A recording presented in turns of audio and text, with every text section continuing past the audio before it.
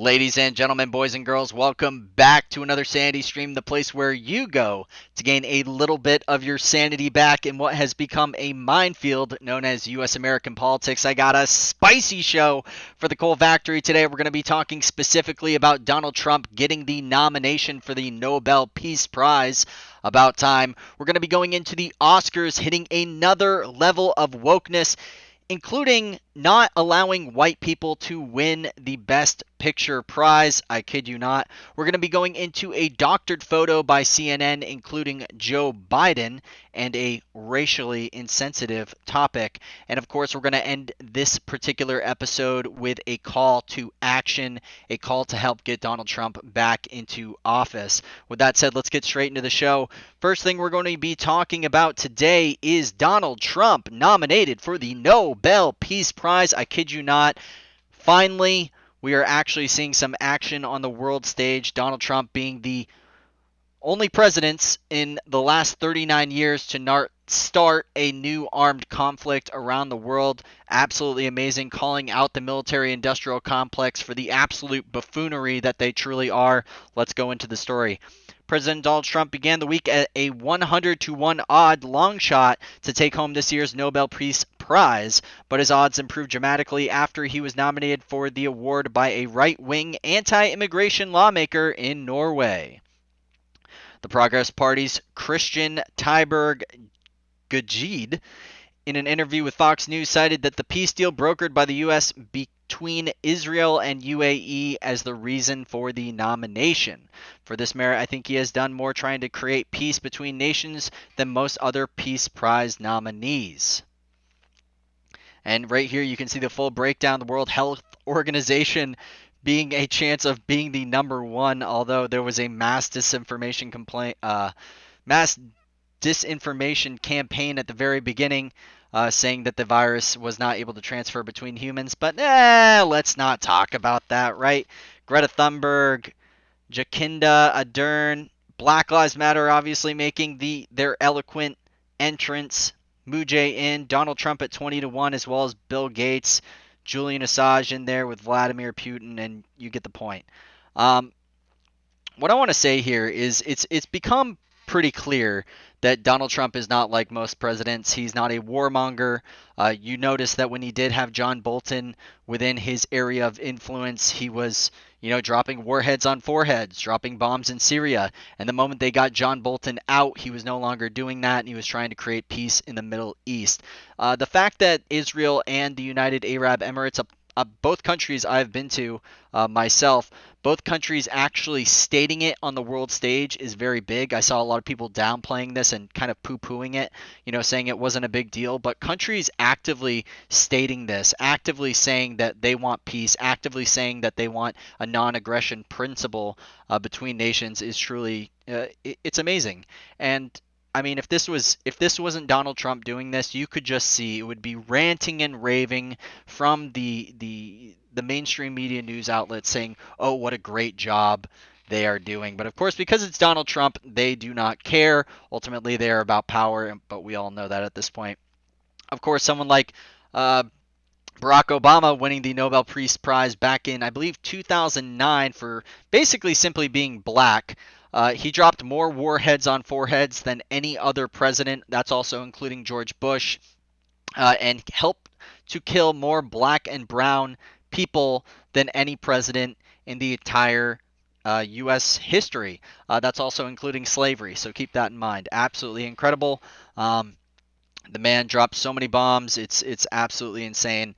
And the fact that he won a Nobel Peace Prize while Trump is actively trying to draw down troops in the Middle East today, listing that they're going to be lowering the number of troops in Iraq by about 2,000. Absolutely incredible, as well as a drawdown in Afghanistan. So wonderful, wonderful news, but of course the mainstream media will play their little games as they always do.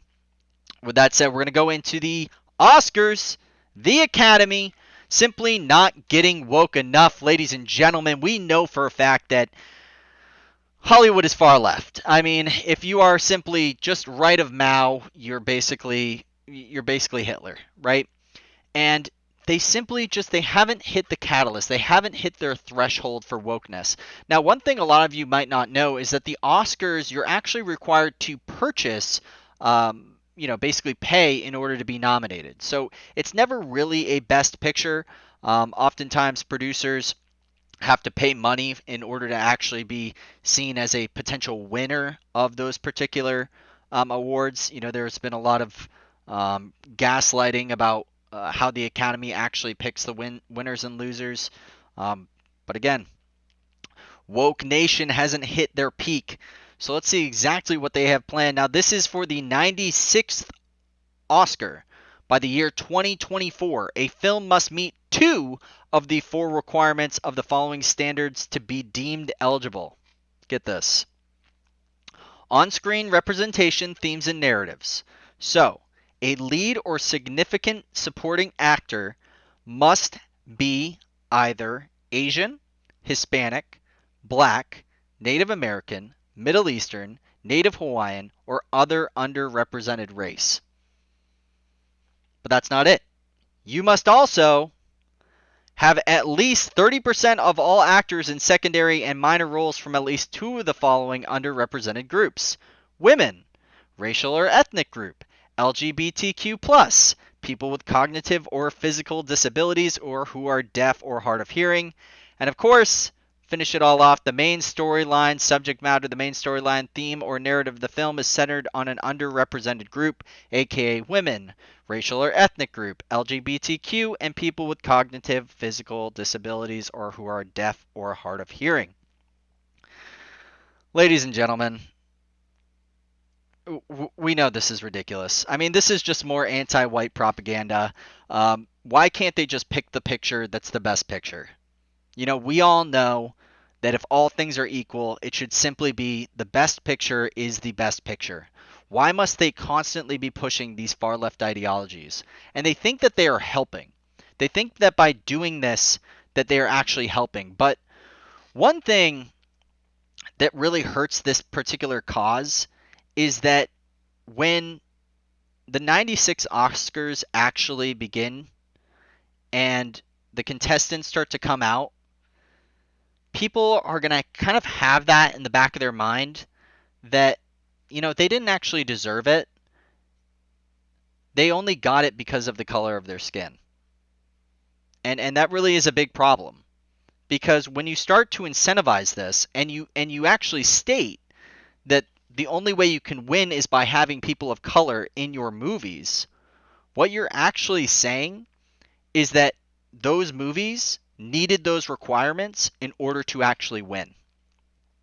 And even if it's not true, even if the movie is absolutely phenomenal, if it has a multiracial cast filled with women, filled with all the LGBTQ, RSG, TUP, whatever, people are still going to have in the back of their mind, hey, did they actually deserve that? And that's not fair for the people that worked their ass off to get that film and have it be truly the best picture. When you start to add these requirements and you start to add these stepping stones, instead of letting it just happen organically, what you're doing is you're creating something that is ultimately not going to serve the very people you're trying to help. And it's disgusting. What if the movie is about, I don't know, a bunch of people from Ireland, or a bunch of people from Scotland, or maybe it's based in the UK, maybe it's based in Sweden or Norway or Germany, right?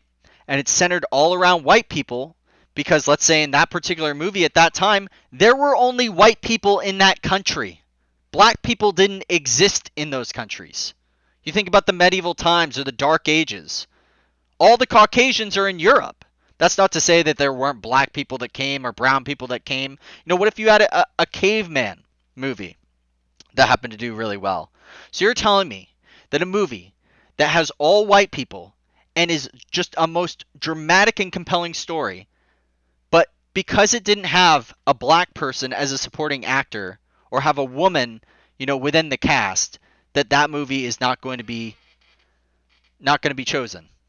And it really is. What you're actually doing and what you're actually creating is a narrative that these people did not deserve it. And it's sad. It's disgusting. But hey, peak wokeness. Of course, we all know what's going on, ladies and gentlemen. The anti-white, the anti, whatever, whatever. It's ridiculous. It's absolutely ridiculous. Why can't Best Picture just be Best Picture? Shocker. With that said, doctored photos, ladies and gentlemen. CNN airs photo of Biden and son with Washington Redskins logo removed from son's hat. Are we just supposed to remove all of history? Because that really does seem to be what the left is trying to do. They're trying to destroy our statues. They're trying to destroy our history. You know, what's crazy is that history is meant to be learned from. And when you destroy history and you try to paint over it, what you're actually doing is you're taking that information, the good and the bad, and you're removing it from everyone's purview. When you remove history, especially when you remove the bad parts of history, then you are doomed to repeat it. History repeats itself.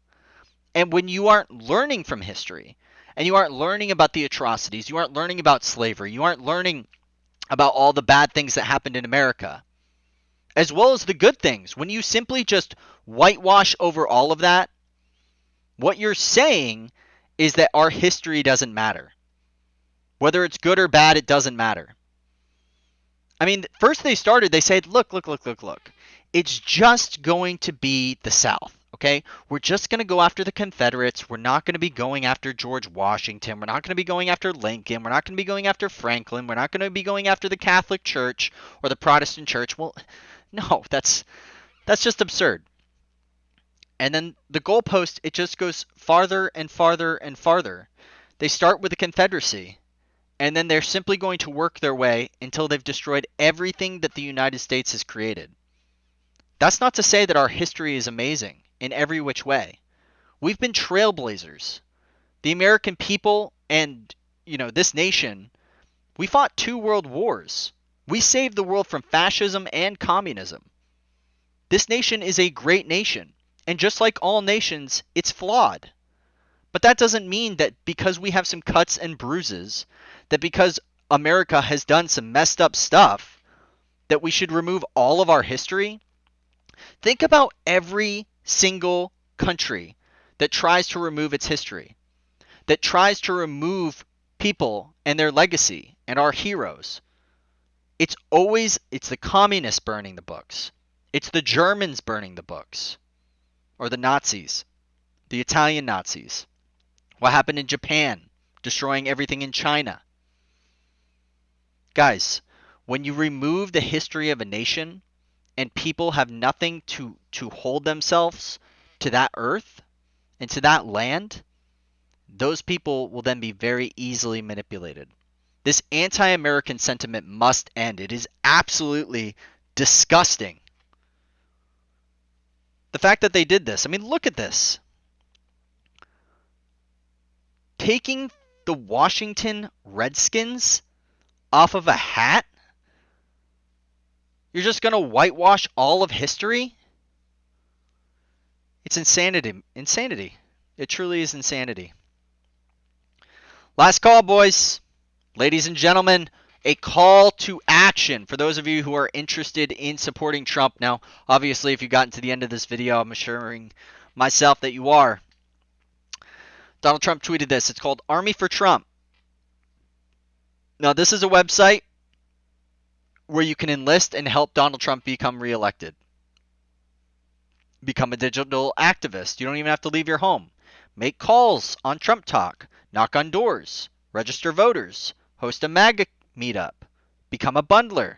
Become a Trump team leader. Become a Trump victory fellow. Election day team. Go to the polls. Watch the polls. Check it out. It's armyfortrump.com. Don't sit on this, guys. This election here is going to be absolutely critical for where America goes. We have good standing in the earth, and even if you think Orange Man bad, he's creating peace in the Middle East.